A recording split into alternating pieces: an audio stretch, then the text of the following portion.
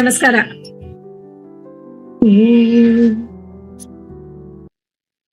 ಸ್ವಾತ್ಮಾರಾಮಂ ನಿಜಾನಂದಂ ಶೋಕಮೋಹ ವಿವರ್ಜಿತಂ ಸ್ಮರಾಮಿ ಮನಸಾ ನಿತ್ಯಂ ವೆಂಕಟಾಚಲ ದೇಶಿಕಂ ಭಕ್ತಾಂತರಂಗೇಶು ಸದಾ ವಸಂತಂ ಸ್ವಾನಂದ ವಿದ್ಯಾಂ ಪ್ರತಿಬೋಧಯಂತಂ ಆಶೈಶವಂ ಪ್ರಾಪ್ತ ವಿರಕ್ತ ಭಾವಂ ಶ್ರೀಕಾಂತ ಯೋಗೀಂದ್ರಮಹಂ ನಮಾಮಿ. ಎಲ್ಲ ಸದ್ಭಕ್ತರಿಗೆ ನಮಸ್ಕಾರ. ಭಾನುವಾರದ ದಿನ ಬೆಳಿಗ್ಗೆ ಈ ಹೊತ್ತಿನಲ್ಲಿ ಎಲ್ರೂ ಇಲ್ಲಿ ಸತ್ಸಂಗಕ್ಕೆ ಬಂದಿದ್ದೀರಿ ಅನ್ನುವಂಥದ್ದೇ ಒಂದು ವಿಶೇಷ. ಯಾಕೆ ಅಂತಂದ್ರೆ ಎಲ್ಲರೂ ನಮ್ಮ ನಮ್ಮ ಕೆಲಸಗಳಲ್ಲಿ ಕಾರ್ಯಗಳಲ್ಲಿ ಬ್ಯುಸಿ ಇರ್ತೀವಿ ಮತ್ತು ಎಷ್ಟೋ ಜನಕ್ಕೆ ಇದು ರಿಲ್ಯಾಕ್ಸೇಷನ್ ಟೈಮ್. ಅಂಥದ್ರಲ್ಲಿ ಗುರುವಿನ ಒಂದು ಮಹಿಮೆಯನ್ನ ಅಥವಾ ಈ ಒಂದು ಸತ್ಸಂಗಕ್ಕೆ ತಾವೆಲ್ಲರೂ ಬಂದಿದ್ದೀರಿ ಅನ್ನೋದು ಆ ಗುರುನಾಥರ ಒಂದು ಸೆಳೆತ ಎಷ್ಟಿದೆ ಅಂತ ಹೇಳಿ, ಅಥವಾ ಶ್ರೀಕಾಂತನ ಅಯಸ್ಕಾಂತೀಯ ಗುಣ ಎಷ್ಟಿದೆ ಅಂತ ಹೇಳಿ ಅಂದ್ಕೊಳ್ತಾ ಇದ್ದೀನಿ. ನಿಖಿಲ್ ಅವರು ಕೆಲವು ದಿನಗಳ ಹಿಂದೆ ನನಗೆ ಕರೆ ಮಾಡಿ ಬೇರೆ ಯಾವ್ದೋ ಆಡಿಯೋ ಬುಕ್ ನ ವಿಷಯದಲ್ಲಿ ನನಗೆ ಅವರಿಗೆ ಸಂಪರ್ಕ ಆಯ್ತು. ಕೆಲವು ದಿನಗಳ ಹಿಂದೆ ಕರೆ ಮಾಡಿ, ಮೇಡಮ್ ನೀವು ಶ್ರೀಕಾಂತಪ್ಪ ಅವರ ಜೊತೆಗಿನ ನಿಮ್ಮ ಅನುಭವದ ಕುರಿತಾಗಿ ಮಾತಾಡ್ಬೇಕು ನಮ್ಮ ಜೊತೆಗೆ ಅಂತ ಹೇಳಿದಾಗ, ಸತ್ಸಂಗದಲ್ಲಿ ನೀವು ಮಾತಾಡ್ಬೇಕು ಅಂತ ಹೇಳಿದಾಗ ನನಗೆ ನಿಜವಾಗ್ಲೂ ಸ್ವಲ್ಪ ಟೈಮ್ ತಗೊಂಡೆ, ಅವಾಕ್ಕಾದೆ. ಇನ್ಫ್ಯಾಕ್ಟ್ ನಾನು ಶ್ರೀಕಾಂತಪ್ಪ ಅವ್ರ ಹತ್ರ ಹೋಗಿ, ಅಪ್ಪ ಹೀಗ್ ಕೇಳ್ತಾ ಇದಾರೆ ನಾನ್ ಏನ್ ಮಾತಾಡ್ಲಿ ಅಂತ ಕೂಡ ಕೇಳ್ದೆ. ಯಾಕೆಂದ್ರೆ ನಾನು ಮೂಲತಃ ಗಾಯಕಿ, ಸಂಗೀತ ನನ್ನ ಕಾರ್ಯಕ್ಷೇತ್ರ ಮತ್ತು ನನ್ನ ಪ್ಯಾಷನ್ ಎರಡು ಕೂಡ.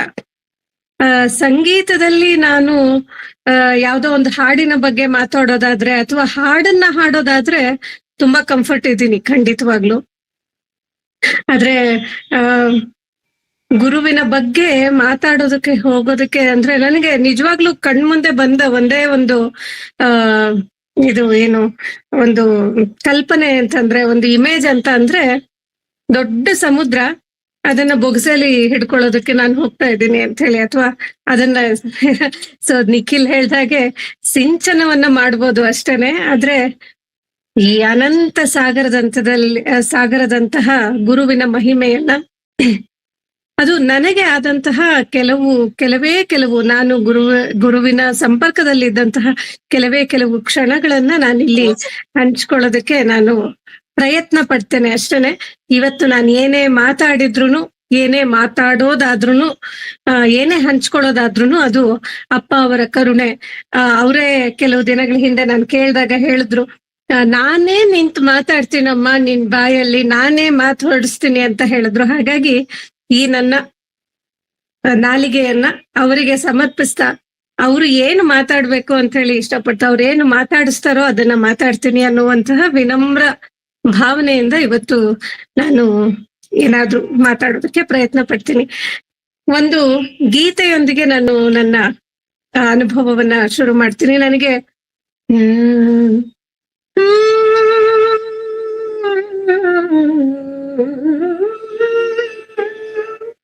ಗುರುವೇ ನಾನು ಒಂದು ಸೊನ್ನೆಗೆಲ್ಲಿ ಬೆಲೆ ಇದೆ, ಗುರುವೇ ನಾನು ಒಂದು ಸೊನ್ನೆಗೆಲ್ಲಿ ಬೆಲೆ ಇದೆ, ಸೊನ್ನೆ ಹಿಂದೆ ಇದ್ದದಂಕೆ ಸೊನ್ನೆಗಾಗ ಬೆಲೆ ಇದೆ, ಗುರುವೇ ನಾನು ಒಂದು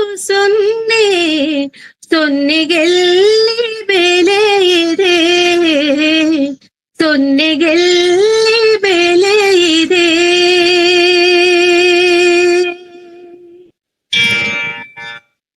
ಗುರುವೇ ನೀವು ನನ್ನ ಹಿಂದೆ ಅಂಕಿಯಾಗಿ ಬನ್ನಿರಿ, ಗುರುವೇ ನೀವು ನನ್ನ ಹಿಂದೆ ಅಂಕಿಯಾಗಿ ಬನ್ನಿರಿ, ಸೊನ್ನೆಯಾದ ನನ್ನ ಬಾಳ್ಗೆ ಸೊನ್ನೆಯಾದ ನನ್ನ ಬಾಳ್ಗೆ ಬೆಳಕ ತುಂಬಿ ತನ್ನಿರಿ ಗುರುವೇ.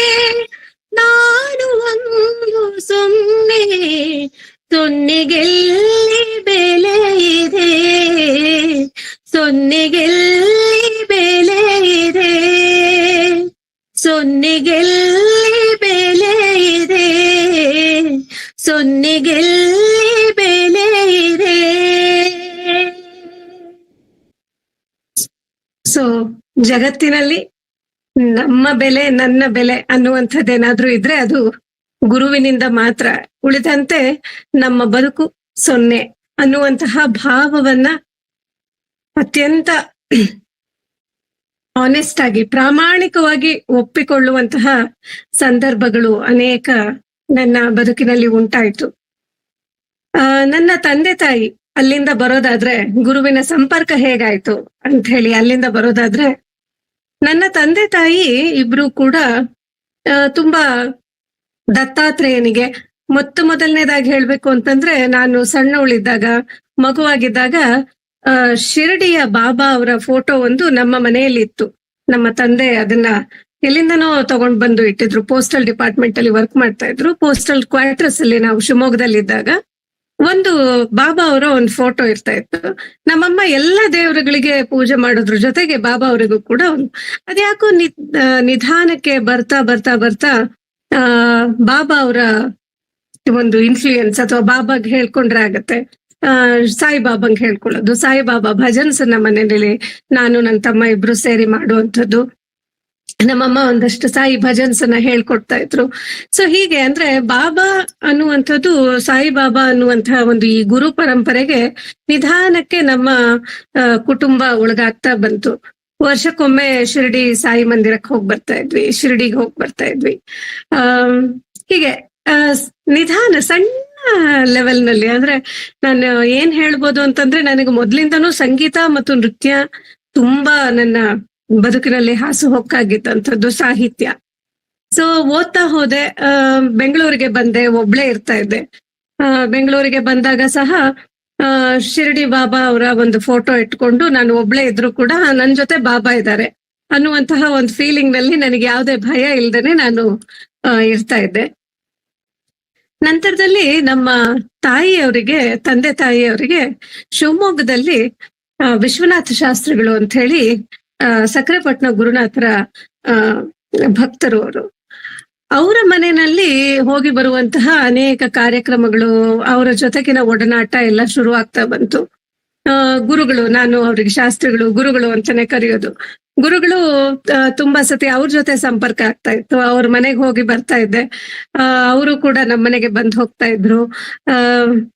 ಹೀಗೆ ಅವರ ಜೊತೆಗೆ ಸಕ್ರೆಪಟ್ಟಣದ ಗುರುನಾಥರ ಅಂದ್ರೆ ನಾನು ಅವರ ಶಾಸ್ತ್ರಿಗಳ ಒಂದು ಒಡನಾಟಕ್ಕೆ ಸಂಪರ್ಕಕ್ಕೆ ಬರೋದಕ್ಕೆ ಮುಂಚೆನೆ ಗುರುನಾಥರ ದೇಹಾವಸ್ಥಾನ ಆಗೋಗ್ಬಿಟ್ಟಿತ್ತು. ಆದ್ರೂ ಕೂಡ ಶಾಸ್ತ್ರಿಗಳ ಮುಖಾಂತರ ನಾವು ಗುರುನಾಥರನ್ನ ನೋಡ್ತಾ ಇದ್ವಿ ಅಂತ ಹೇಳ್ಬೋದು. ಹಾಗೆ ನಿಧಾನಕ್ಕೆ ಗುರುನಾಥರ ಬಗ್ಗೆ ಗೊತ್ತಾಗ್ತಾ ಬಂತು, ಗುರುನಾಥರ ಉಪದೇಶಗಳ ಬಗ್ಗೆ ಗೊತ್ತಾಗ್ತಾ ಬಂತು. ಹೀಗೆ ಒಂದು ದಿನ ಈ ಒಡನಾಟ ನಡೀತಾ ಇರ್ಬೇಕಾದ್ರೆ ನಾನು ಬೆಂಗಳೂರಿನಲ್ಲಿದ್ದೆ, ನಾನು ನನ್ನ ತಮ್ಮ ಬೆಂಗಳೂರಿನಲ್ಲಿದ್ವಿ. ನಮ್ಮ ತಂದೆ ತಾಯಿಗೆ ಬಹುಶಃ 2009 ಅಥವಾ 10 ಹಾಗೆ ಅಂತ ಅನ್ಸುತ್ತೆ, 2010 ಹಾಗೆ ಒಮ್ಮೆ ಹೀಗೆ ಶ್ರೀಕಾಂತಪ್ಪ ಅಂತ ಹೇಳಿ ಒಬ್ರು ಗುರುಗಳಿದ್ದಾರೆ. ಅವರು ತುಂಬಾ ಯಂಗು, ಸಣ್ಣ ವಯಸ್ಸಿನವರು, ಅವ್ರು ಬಾಲ ವಯೋವೃದ್ಧರು ಅಂತೆಲ್ಲ ಕರೀತಾರೆ ಅವ್ರಿಗೆ. ಅವ್ರು ಬರ್ತಾ ಇದ್ದಾರೆ ನಮ್ಮ ಮನೆಗೆ, ನಿಮ್ ಮನೆಗೂ ಬರ್ಬೋದಾ ಅಂತ ಹೇಳಿ ನಮ್ಮ ತಂದೆ ತಾಯಿಗೆ ಶಾಸ್ತ್ರಿಗಳು ಕೇಳಿದ್ರಂತೆ. ಅವಾಗ ನಮ್ಮ ತಂದೆ ತಾಯಿ ಒಪ್ಕೊಂಡಿದ್ದಾರೆ. ನಮ್ಮ ತಂದೆ ತಾಯಿ ಮೊದಲು ಅವ್ರನ್ನ ಶಾಸ್ತ್ರಿಗಳ ಮನೆಯಲ್ಲಿ ಶ್ರೀಕಾಂತಪ್ಪ ಅವರನ್ನ ನೋಡಿದ್ದಾರೆ.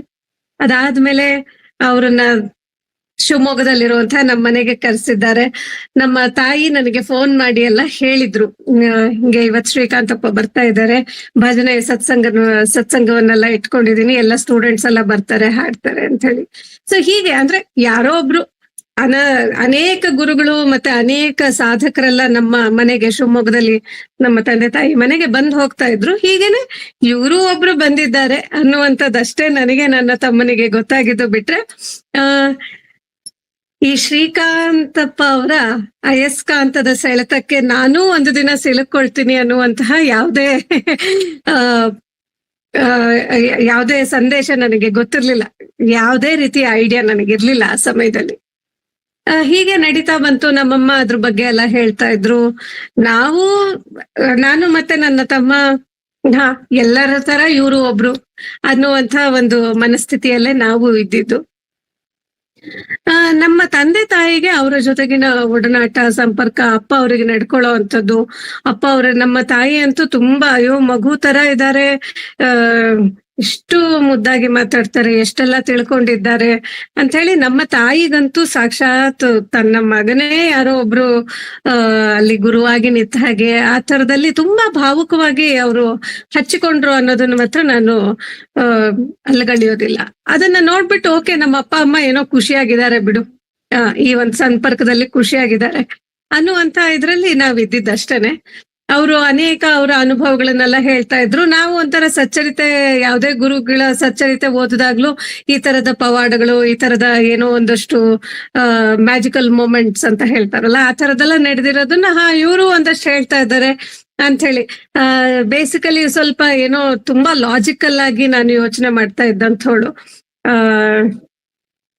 ಹಿಂಗೊಂಥರ ಏನು ಮಂತ್ರದಿಂದ ಮಳೆ ತರಿಸೋ ಅಂತದ್ದು ಇದನ್ನೆಲ್ಲ ಆಸ್ತಿಗಳಲ್ಲ ಅಂತಲ್ಲ, ಆದ್ರೆ ನನಗೆ ನನ್ನ ರೀತಿಯಾದಂತಹ ಒಂದು ಸ್ಪಿರಿಚುವಾಲಿಟಿನೇ ಬೇರೆ ತರ ಇತ್ತು, ಮೊದ್ಲಿಂದನೂ ಬೇರೆ ತರ ಇತ್ತು. ಸೊ ನಾನು ಅದಕ್ಕೆ ಪ್ರಶ್ನಾರ್ಥಕವಾಗಿ ಕೇಳ್ತಾ ಇರ್ತಿದ್ದೆ. ಬಟ್ ನನ್ನ ತಂದೆ ತಾಯಿ ಅದನ್ನ ಮುಗ್ಧವಾಗಿ ನಂಬಬೇಕಾದ್ರೆ ಅದನ್ನೇನು ನಾನು ಹಾಳು ಮಾಡುವಂತ ಅಥವಾ ಅದನ್ನೆಲ್ಲ ಪ್ರಶ್ನಿಸಿ ಧಿಕ್ಕರಿಸುವಂತಹ ಮನಸ್ಥಿತಿಯೊಳೇನಲ್ಲ. ಓಕೆ, ಅವ್ರಿಗೆ ಅದು ಭಾವದಲ್ಲಿ ಭಗವಂತನಿದ್ದಾನೆ ಅಂತ ಹೇಳ್ದಂಗೆ ಅವರ ಭಾವದಲ್ಲಿ ಹೇಗಿರದೆ ಹಾಗೆ ಭಗವಂತ ದೊರೀತಾ ಇದ್ದಾನೆ ಅಂತ ಹೇಳಿ ಅಂದ್ಕೊಳ್ತಾ ಇದ್ದೆ.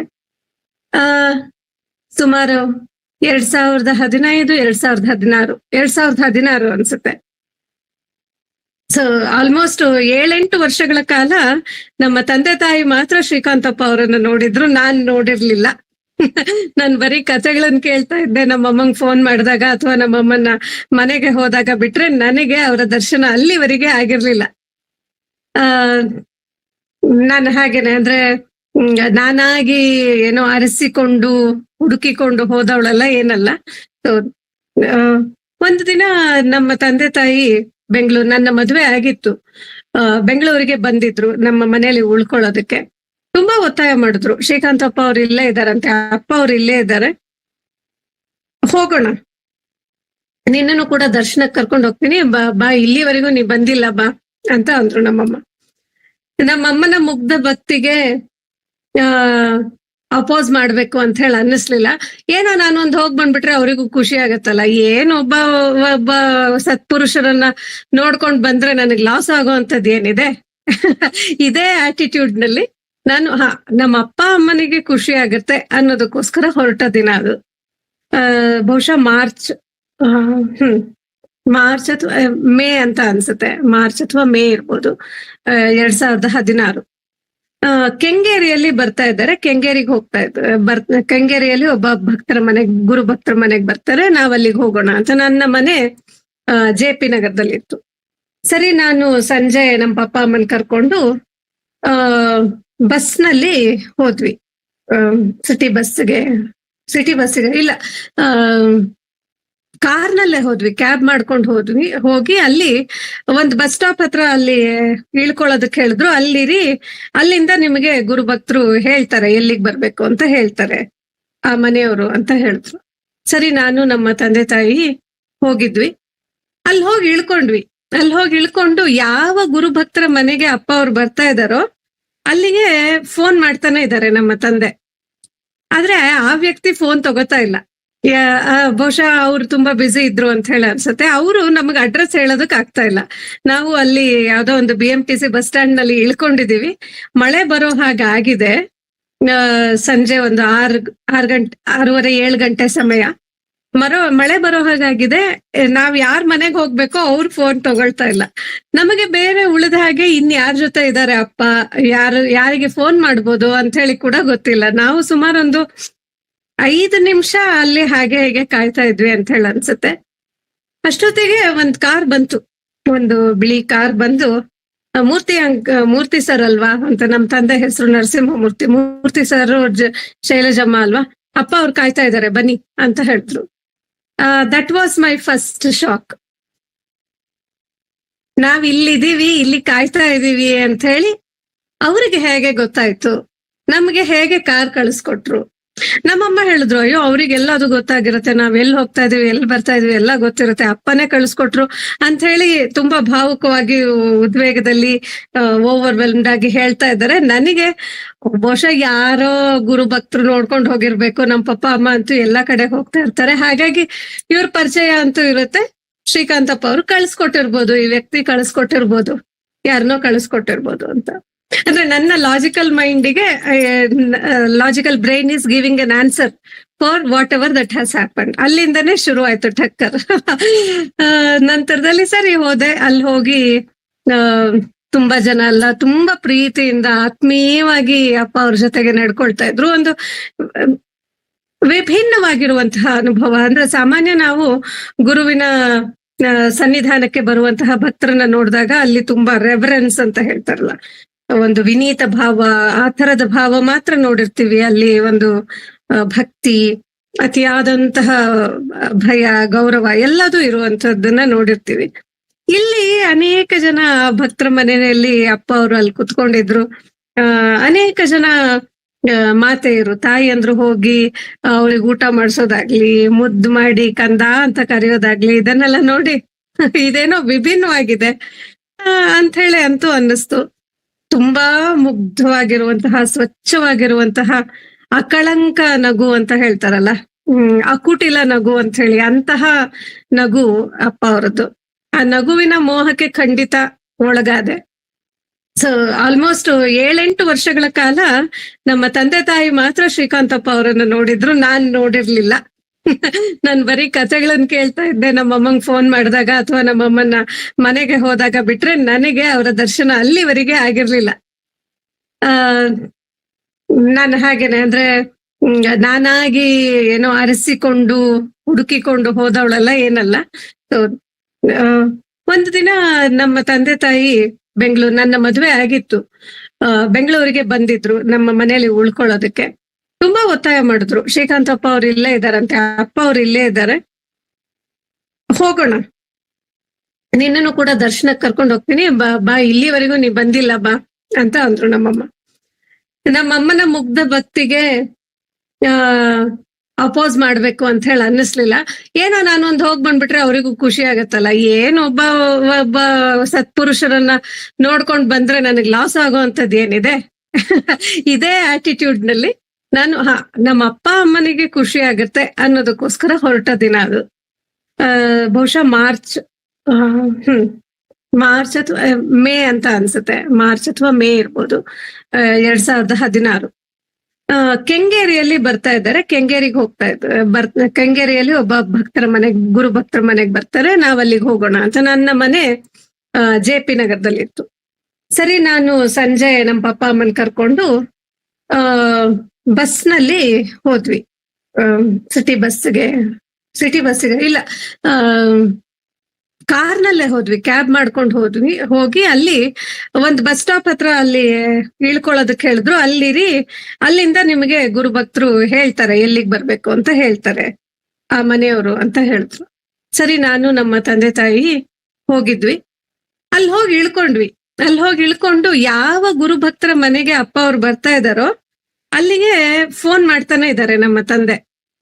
ಆದ್ರೆ ಆ ವ್ಯಕ್ತಿ ಫೋನ್ ತಗೋತಾ ಇಲ್ಲ. ಬಹುಶಃ ಅವ್ರು ತುಂಬಾ ಬ್ಯುಸಿ ಇದ್ರು ಅಂತ ಹೇಳಿ ಅನ್ಸುತ್ತೆ. ಅವರು ನಮಗ್ ಅಡ್ರೆಸ್ ಹೇಳೋದಕ್ ಆಗ್ತಾ ಇಲ್ಲ. ನಾವು ಅಲ್ಲಿ ಯಾವ್ದೋ ಒಂದು BMTC ಬಸ್ ಸ್ಟ್ಯಾಂಡ್ ನಲ್ಲಿ ಇಳ್ಕೊಂಡಿದೀವಿ, ಮಳೆ ಬರೋ ಹಾಗಾಗಿದೆ. ಸಂಜೆ ಒಂದು 6:30-7 ಗಂಟೆ ಸಮಯ. ಮಳೆ ಬರೋ ಹಾಗಾಗಿದೆ, ನಾವ್ ಯಾರ್ ಮನೆಗ್ ಹೋಗ್ಬೇಕೋ ಅವ್ರ ಫೋನ್ ತಗೊಳ್ತಾ ಇಲ್ಲ. ನಮಗೆ ಬೇರೆ ಉಳಿದ ಹಾಗೆ ಯಾರ ಜೊತೆ ಇದಾರೆ ಅಪ್ಪ, ಯಾರಿಗೆ ಫೋನ್ ಮಾಡ್ಬೋದು ಅಂತ ಹೇಳಿ ಕೂಡ ಗೊತ್ತಿಲ್ಲ. ನಾವು ಸುಮಾರೊಂದು 5 ನಿಮಿಷ ಅಲ್ಲಿ ಹಾಗೆ ಹೀಗೆ ಕಾಯ್ತಾ ಇದ್ವಿ ಅಂತ ಹೇಳಿ ಅನ್ಸುತ್ತೆ. ಅಷ್ಟೊತ್ತಿಗೆ ಒಂದ್ ಕಾರ್ ಬಂತು. ಒಂದು ಬಿಳಿ ಕಾರ್ ಬಂದು ಮೂರ್ತಿ ಸರ್ ಅಲ್ವಾ ಅಂತ, ನಮ್ ತಂದೆ ಹೆಸರು ನರಸಿಂಹಮೂರ್ತಿ, ಮೂರ್ತಿ ಸರ್ ಶೈಲಜಮ್ಮ ಅಲ್ವಾ, ಅಪ್ಪ ಅವ್ರು ಕಾಯ್ತಾ ಇದಾರೆ ಬನ್ನಿ ಅಂತ ಹೇಳಿದ್ರು. That was my first shock. ನಾವ್ ಇಲ್ಲಿದೀವಿ, ಇಲ್ಲಿ ಕಾಯ್ತಾ ಇದೀವಿ ಅಂತ ಹೇಳಿ ಅವ್ರಿಗೆ ಹೇಗೆ ಗೊತ್ತಾಯ್ತು, ನಮ್ಗೆ ಹೇಗೆ ಕಾರ್ ಕಳಿಸ್ಕೊಟ್ರು. ನಮ್ಮಮ್ಮ ಹೇಳಿದ್ರು, ಅಯ್ಯೋ ಅವ್ರಿಗೆಲ್ಲ ಅದು ಗೊತ್ತಾಗಿರುತ್ತೆ, ನಾವ್ ಎಲ್ಲಿ ಹೋಗ್ತಾ ಇದೀವಿ ಎಲ್ಲಿ ಬರ್ತಾ ಇದೀವಿ ಎಲ್ಲ ಗೊತ್ತಿರುತ್ತೆ, ಅಪ್ಪನೇ ಕಳಿಸ್ಕೊಟ್ರು ಅಂತ ಹೇಳಿ ತುಂಬಾ ಭಾವುಕವಾಗಿ ಉದ್ವೇಗದಲ್ಲಿ ಓವರ್ವೆಲ್ಮ್ಡ್ ಆಗಿ ಹೇಳ್ತಾ ಇದ್ದಾರೆ. ನನಗೆ ಬಹುಶಃ ಯಾರೋ ಗುರು ಭಕ್ತರು ನೋಡ್ಕೊಂಡು ಹೋಗಿರ್ಬೇಕು, ನಮ್ ಪಪ್ಪ ಅಮ್ಮ ಅಂತೂ ಎಲ್ಲಾ ಕಡೆ ಹೋಗ್ತಾ ಇರ್ತಾರೆ, ಹಾಗಾಗಿ ಇವ್ರ ಪರಿಚಯ ಅಂತೂ ಇರುತ್ತೆ, ಶ್ರೀಕಾಂತಪ್ಪ ಅವರು ಕಳಿಸ್ಕೊಟ್ಟಿರ್ಬೋದು, ಈ ವ್ಯಕ್ತಿ ಕಳಿಸ್ಕೊಟ್ಟಿರ್ಬೋದು, ಯಾರನ್ನೋ ಕಳಿಸ್ಕೊಟ್ಟಿರ್ಬೋದು ಅಂತ.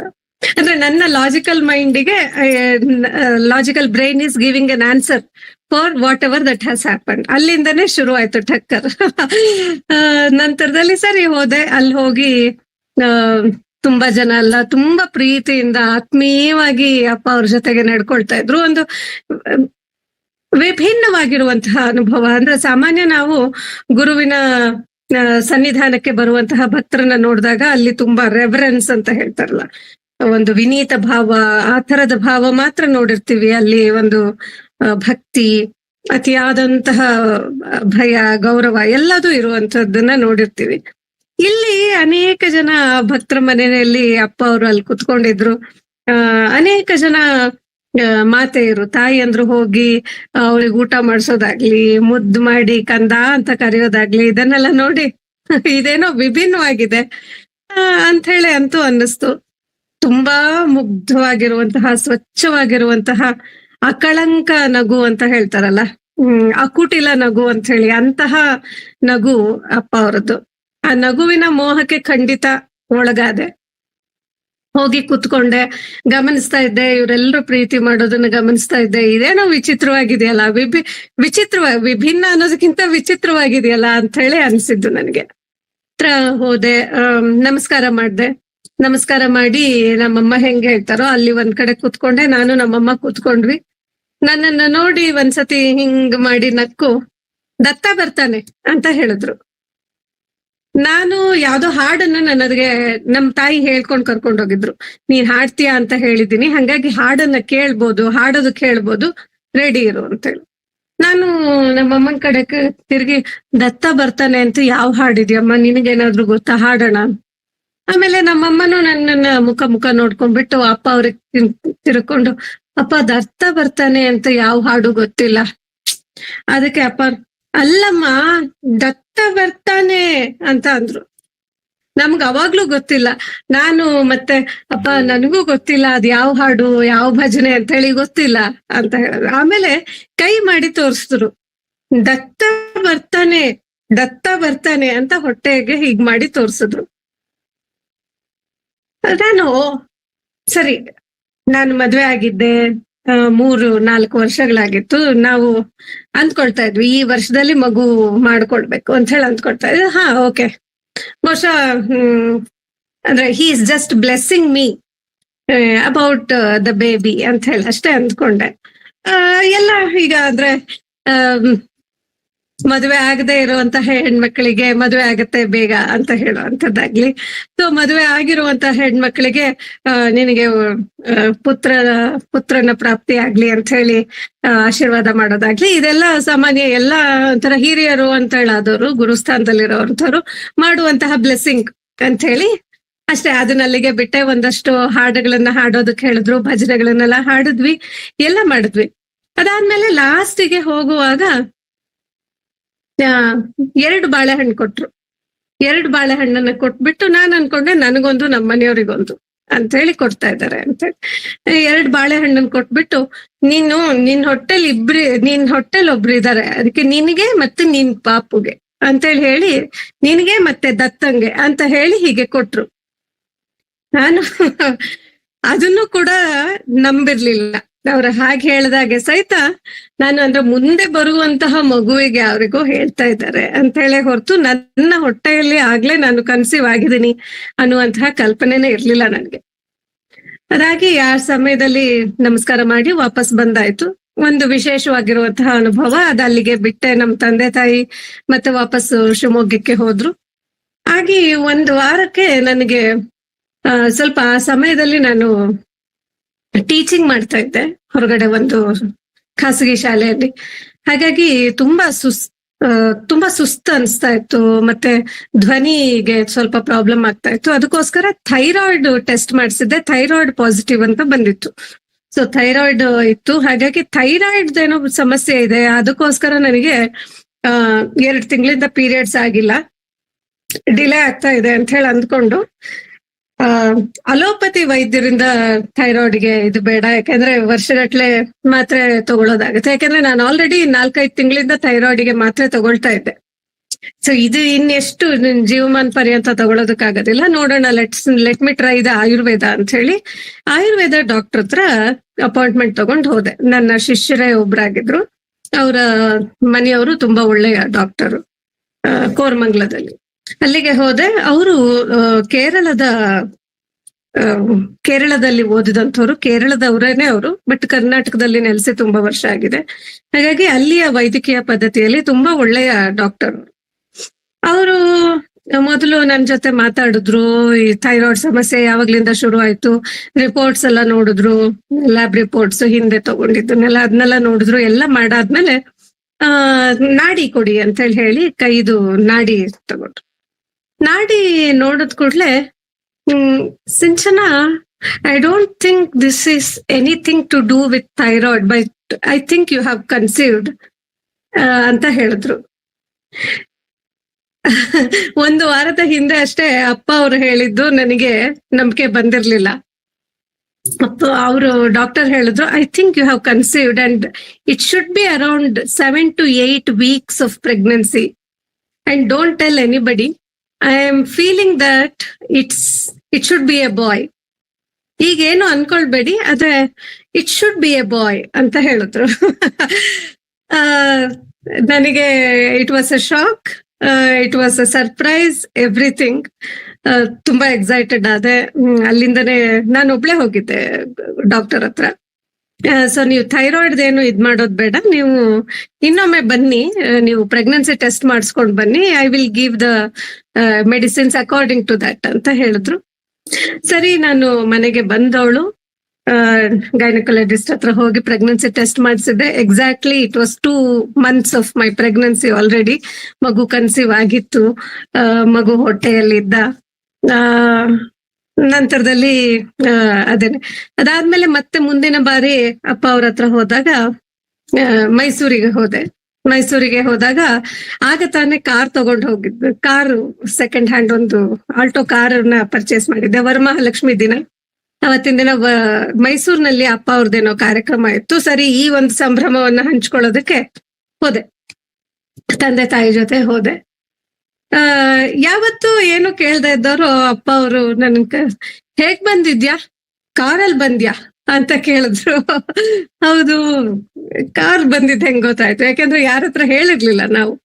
ಕಾರಲ್ಲಿ ಬಂದ್ವಿ ಅಂತ ಹೆಂಗ್ ಗೊತ್ತಾಯ್ತು ಅಂತ ಹೇಳಿ ಆಮೇಲೆ ನಿಧಾನಕ್ಕೆ ಓಹೋ ಇವರಿಗೆ ದಿವ್ಯ ಶಕ್ತಿ ಇರೋದಂತೂ ಹೌದು ಅಂತ ಹೇಳಿ ಹಿಂಗೆ ಅಪ್ಪ ಇದಾಯ್ತು.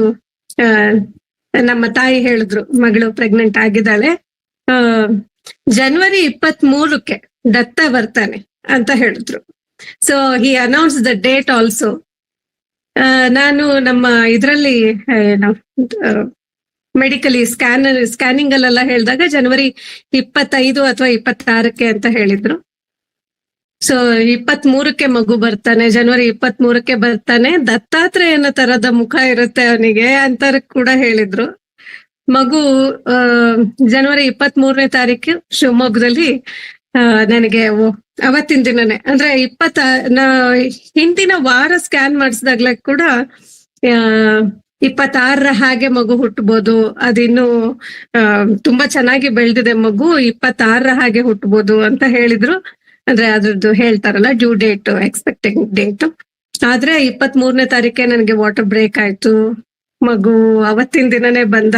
ಅವನು ಹಾಗೆ ಅಪ್ಪ ಅವ್ರು ಹೇಳ್ದಂಗೆ ದುಂಡನೆಯ ಮುಖ, ದತ್ತಾತ್ರೇಯನ ತರನೇ ಇದ್ದ. ಹಾಗಾಗಿ ಅವ್ರು ಹೇಳ್ದ ಹಾಗೇನೆ ದತ್ತಾತ್ರೇಯ ಅವ್ರು ಹೇಳಿದ್ದೇ ದಿನದಲ್ಲಿ ಸೋಮವಾರ ಹುಟ್ಟುತ್ತಾನೆ ಅಂತ ಹೇಳಿದ್ರು. ಹಾಗಾಗಿ ದತ್ತಾತ್ರೇಯನ ಸ್ವರೂಪದಲ್ಲೇ ಮುಖದ ಲಕ್ಷಣದಲ್ಲೇ ಹುಟ್ಟದ, ಅವರ ಪ್ರಸಾದವಾಗಿ ಬಂದ ಅಂತ ಹೇಳಿ ಅಂದ್ಕೊಳ್ತೀನಿ.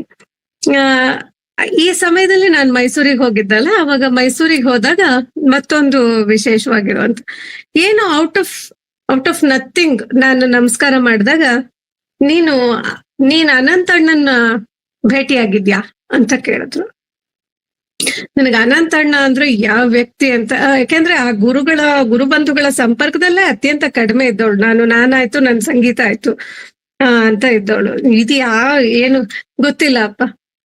ಅನಂತರಾಮ್ ಅವರು ನಿಮ್ ಮನೆ ಹತ್ರನೇ ಇರೋದು, ನೀ ಹೋಗಿಲ್ವಾ ಅಂತ ಕೇಳಿದ್ರು. ಇಲ್ಲ ಗೊತ್ತಿಲ್ಲ ಅಪ್ಪ, ನೋಡೋಣ ಹೋಗ್ ಬನ್ನಿ ಅಲ್ಲಿಗೆ ಅಂತ ಅಂದ್ರು. ನಮ್ ಪಪ್ಪ ಅಮ್ಮಗೂ ಇವ್ರನ್ನ ಕರ್ಕೊಂಡು ಅನಂತಣ್ಣನ ಮನೆಗೆ ಹೋಗು ಅಂತ ಅಂದ್ರು. ಸರಿ ಆಯ್ತು. ಆಮೇಲೆ ನಾವು ಅಲ್ಲಿರೋ ಎಲ್ಲ ಗುರುಭಕ್ತರಲ್ಲಿ ವಿಚಾರಿಸಿದ್ವಿ, ಹೂ ಇಸ್ ದಿಸ್ ಅನಂತಣ್ಣ ಅಂತೇಳಿ. ಅಪ್ಪ ಅವ್ರನ್ನ ಮೀಟ್ ಆಗೋದಕ್ಕೆ ಹೇಳಿದ್ರು. ಅವ್ರು ಯಾರು ಅಂತ ನಮಗ್ ಗೊತ್ತಿಲ್ಲ, ಯಾರಾದ್ರೂ ಸ್ವಲ್ಪ ಬೆಳಕು ತೋರಿಸಿ ಅಂತ ಹೇಳಿ. ಆಮೇಲೆ ಅಲ್ಲಿ ಮೈಸೂರಿನ ಕುಮಾರ್ ಅವರು ಗುರುಬಂಧುಗಳು ಕುಮಾರಣ್ಣ ಹೇಳಿದ್ರು, ಗುರುನಾಥರ ಸನ್ನಿಧಿಯಲ್ಲಿ ಪುಸ್ತಕ ಬರ್ದಿದ್ದಾರೆ ಅನಂತರಾಮು ಅಂತ ಹೇಳಿ, ಅವರು ಇರ್ಬೋದು ಅನಂತಣ್ಣ ಅಂತ ಅಪ್ಪ ಅವ್ರು ಹೇಳೋದು ಇವ್ರಿಗೇನೆ ಅಂತ ಹೇಳಿ ಹೇಳಿದ್ರು. ಸರ್ಪ್ರೈಸಿಂಗ್ಲಿ ಅವತ್ತು ಅವರಿಗೆ ಇದನ್ನ ಮಾತಾಡೋದಕ್ಕಿಂತ ಮುಂಚೆನೆ, ಇದನ್ನ ತಿಳಿಸೋದಕ್ಕಿಂತ ಮುಂಚೆನೆ ಅವರು ನನಗೆ ಮತ್ತೆ ನಮ್ ತಾಯಿಗೆ ಗುರುನಾಥರ ಸನ್ನಿಧಿಯಲ್ಲಿ ಪುಸ್ತಕವನ್ನು ಕೊಟ್ಟಿದ್ರು. ಅವರು ಅದಕ್ಕಿಂತ ಮುಂಚೆನೆ ಕೊಟ್ಟಿದ್ರು. ಆಮೇಲೆ ಇವ್ರೇನ ಅನಂತಣ್ಣ ಅಂತ ಹೇಳಿ ನಾನು ಕೇಳುವಾಗ್ಲೇನೆ ಈ ಸಂಭಾಷಣೆ ಆಯ್ತು. ಅದಾದ್ಮೇಲೆ ಇವರೆಲ್ಲಿ ಸಿಗ್ತಾರೆ ಏನು ಅಂತೆಲ್ಲ ಫೋನ್ ನಂಬರ್ ಎಲ್ಲ ತಗೊಂಡು ನಾನು ಬೆಂಗಳೂರಿಗೆ ಬಂದಾದ್ಮೇಲೆ